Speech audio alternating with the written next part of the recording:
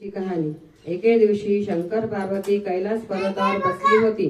पार्वतीने शंकराला विचारले, महाराज, सर्व व्रतात चांगलं असं व्रत कोणते? श्रम थोडे आणि फळ पुष्कळ असं एखादं व्रत असेल तर मला सांगा। मी कोणत्या पुण्याने आपले पदरी पडले आहे हेही मला सांगा।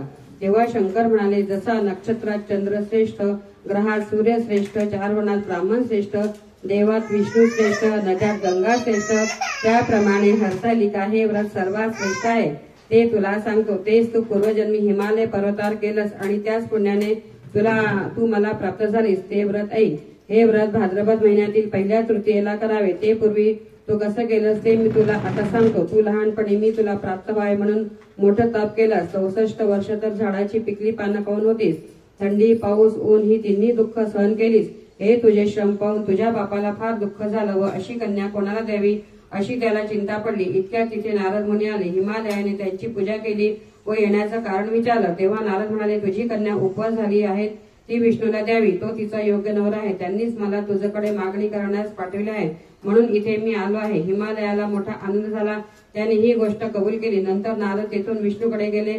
नारद गेल्यावर तुझ्या बापाने ही गोष्ट तुला सांगितली। ती गोष्ट तुला रुचली नाही, तू रागावलीस। असे पाहून तुझ्या सखीने रागावण्याचे कारण विचारलं। तेव्हा तू सांगितलंस, महादेवापासून मला दुसरा पती करायचा नाही असा माझा निश्चय आहे। असे असून माझ्या बापाने मला विष्णूला देण्याचं कबूल केलं आहे। ह्याला काय उपाय करावं?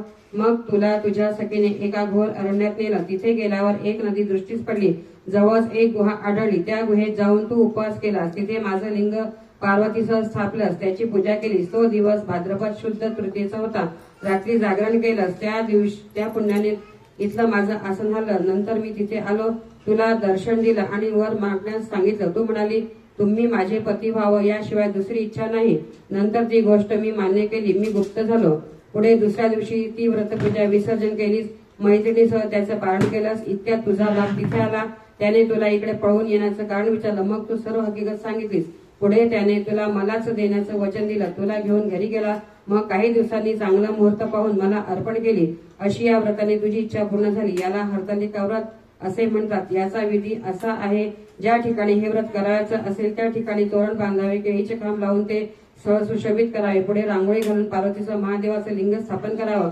षोडशोपचारांनी त्याची पूजा करावी, मनोभावे त्याची प्रार्थना करावी। नंतर ही कहाणी करावी व रात्री जागरण करावं। या व्रताने प्राणी पापापासून मुक्त होतो। 7 जन्माचं पातक नाहीसे होते। राज्य मिळते, स्त्रियांचं सौभाग्य वाढतं। ह्या दिवशी बायकांनी जर काही खाल्लं तर 7 जन्म बंद होतात, दरिद्र येतं व पुत्रशोक होतं। कहाणी ऐकल्यावर सुवासिनींनी यथाशक्ती वाण द्यावे। दुसऱ्या दिवशी उत्तर पूजा करावी आणि व्रताचं विसर्जन करावे। ही 60 उत्तराची कहाणी। 5 उत्तरी देवा ब्राह्मणाची द्वारी, गायीचे गोठी, पिंपळाचे पारी, सुफळ संपूर्ण।